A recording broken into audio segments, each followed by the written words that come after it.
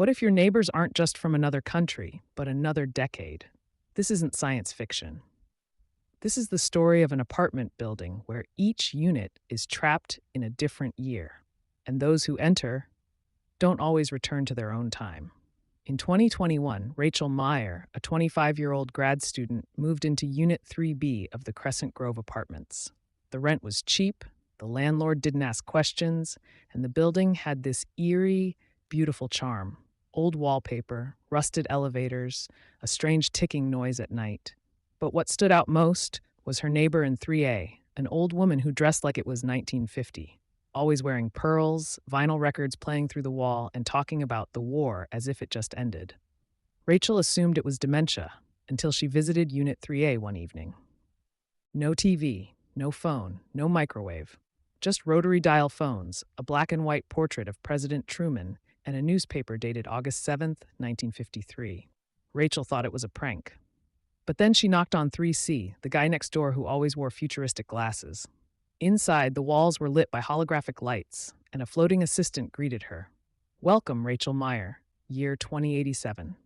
Rachel backed out immediately.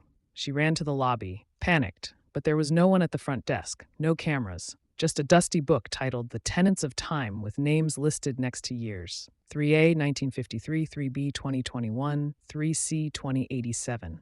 But the creepiest part?